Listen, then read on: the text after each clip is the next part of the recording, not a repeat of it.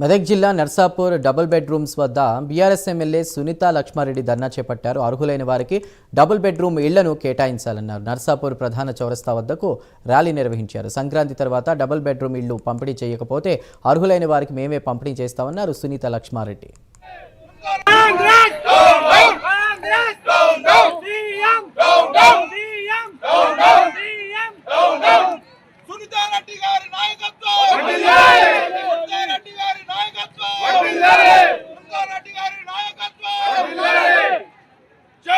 మీకోసం వచ్చి ఎందుకంటే మీరు గెలిపించినటువంటి ఎమ్మెల్యేగా మా పైన బాధ్యత ఉంది కాబట్టి నిన్న మొన్న వచ్చి మాకు ఇండ్లు ఇప్పియారమ్మా మాకు కష్టమవుతుంది అని చెప్పేసి మన వాళ్ళు అడిగినారు కాబట్టి సరే నీ ధర్నా కార్యక్రమం చేసినాం.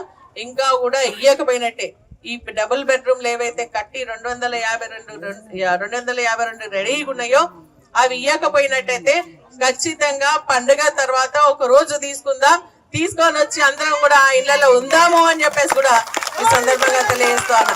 అవి ఎందుకు ఆపుతున్నారు? ఇంకా మీరు ఇంకా 248 ఉన్నాయి కదా, అందులో 24 స్టార్ట్ కాలే అంటే 224 అయితే ఉన్నాయి కదా, మరి అవి ఇంకా ఎందుకు డబ్బులు ఇస్తలేరు? మీరు పేదలకు ఇస్తేందుకు మీకు డబ్బులు లేవా?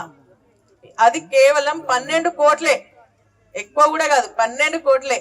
మొన్న ముఖ్యమంత్రి గారు ఆయన మన్మడు ఫుట్బాల్ ఆడటానికి ఎక్కడి నుంచో ఒక ఆయన బయట రాష్ట్రాలను తీసుకొచ్చి 100 కోట్లు ఖర్చు పెట్టి కేవలం ఫుట్బాల్ ఆడతాను, ఆయన మన్మడు ఆడతాను.